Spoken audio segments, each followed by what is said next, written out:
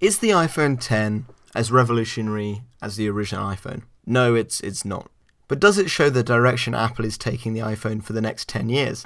Yes, it does. Is it a good direction? Let's find out. First, let's look at the design. The front of the phone is glass, the back is now glass as well, and the sides are stainless steel, which is coated in a finish for the Space Grey version. The bottom contains a lightning port and speakers, the right side is the new and enlarged side button, and the left the volume buttons and mute switch. The screen is around 5.8 inches, which seems like a lot, seems pretty big, but when you take into account what the actual aspect ratio of the iPhone X is, which is thin and tall like most modern phones these days, it actually results in the screen not being as big as you think it is. The phone actually ends up being a similar width to the iPhone 8, but taller. The screen is a higher resolution called Super Retina HD, which is definitely sharper, but it does go pretty much to all the edges, which looks cool and definitely looks very modern and very 2017. Except there is the much talked about notch at the top, which holds the speakers and cameras and Face ID stuff. Now I then run into a bit of a dilemma. As most video on YouTube is 16:9 for normal screen watching, it does leave black bars on either side of the screen when you're watching, and so it would look like a normal iPhone when it's in landscape mode. Only when you punch in the YouTube video does notch actually become visible, and you lose the black bars on either side. However, when you do this, you lose some of the display at the top and bottom. There's also now a True Tone display feature, similar to that found in the iPad, where it changes the screen color temperature to match the external environment. It works fine and I left it on, but some people don't really like the yellowish tint that it may put out when it changes the display. Now let's talk about performance. Performance with high-end smartphones hasn't been a problem for a while now, and it's no exception with the A11 Bionic chip. It's almost so fast, it's almost stupid.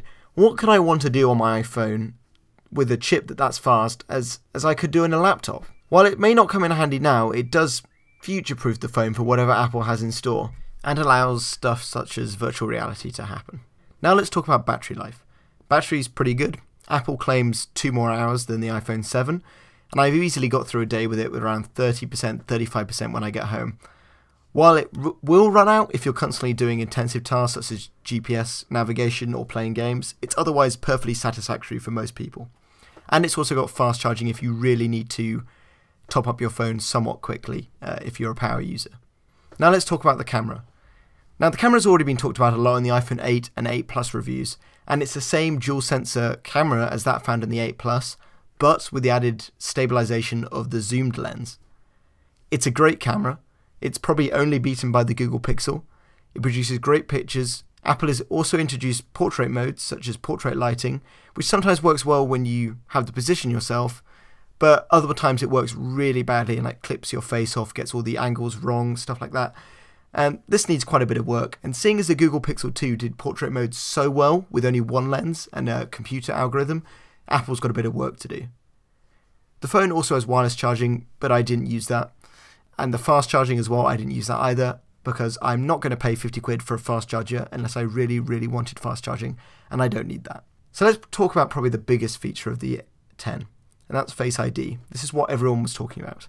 Gone is the home button with Touch ID. Now you have to use your face to unlock your phone.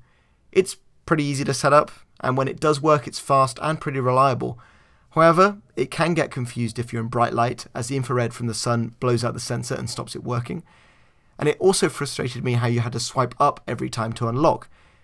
Seeing how quickly a phone that's about to come out, the OnePlus 5T, face unlocks, and how you don't have the swipe to unlock for that, you just literally look at it and it unlocks, you're in, bam, like a second. I wish that could be done with the iPhone X because it'd be so much faster. I know that they do it probably because they want you to read your notifications and stuff, but sometimes it can just get really frustrating. It's also unlikely that someone else could get into your phone with the Face ID, unless they were an identical twin or even an extremely close relative. That's been known to happen as well now. But most of the time it's not going to happen for any other random people trying to get into it. So it's secure on that part. And I could see it becoming extremely easy to use and extremely quick in the future, but now it kind of feels like an early adopter item, in the same way that the first generation of Touch ID was much slower than the second generation of Touch ID. So we'll get there in the end. It's a nice idea, it works so much better, and it allows features such as only notifications being available to you when it recognizes your face when you're reading notifications. That's an extremely cool feature. And Face ID allows stuff like that to happen, which wouldn't happen with Touch ID. Face ID also allows Animoji, which I'm not going to mention very much. It's quite a cool gimmick, but before I can set it on something like Facebook Messenger or WhatsApp, there's not much use for it really. As the home button's now gone, because of the addition of Face ID, you have to navigate with a series of swipes. So you swipe up to go home, swipe halfway and hold, or swipe halfway and over to the right really quickly to get to multitasking.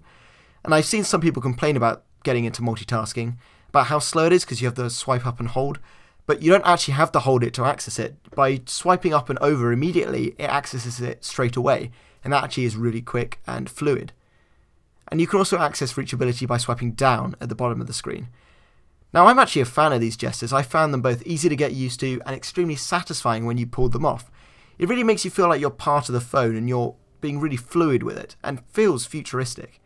The only bit I don't like about it is how when you get into the multitasking, you have to hold down on one of the icons before you can remove it. And that feels a bit clunky, so they may have to look at that. But otherwise, all the swipes feel really cool, especially with the good haptic feedback of the iPhone X. So overall, I'd say the iPhone X is well-rounded.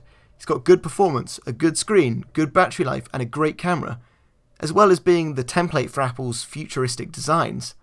That's what it is. It's way too expensive right now. I don't think it's worth £1,000, but it definitely feels like something from the future. It feels like an early adopter item. It's a good design. It's got all the stuff, but you could get all that stuff in the iPhone 8 or the iPhone 8 Plus. While Face ID is cool, it still needs some work. Some apps also don't work. They need to be updated to the new screen. And also watching videos still needs some work, I think, in figuring out how to best format it to a screen like this.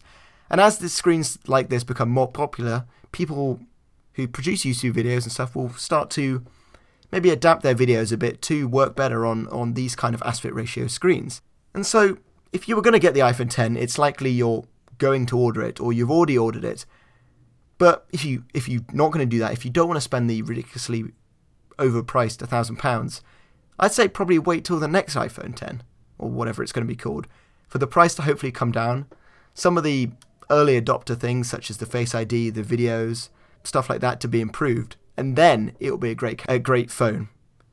But if you really want Apple's futuristic design now, to say you've got the first of what Apple's phones are going to look like going forward, the iPhone X is for you. But until then, I advise you to hold off. I'd like to thank you for watching this video review of the iPhone X. Please like and subscribe and stay tuned for more videos from Riverside Tech. Thank you.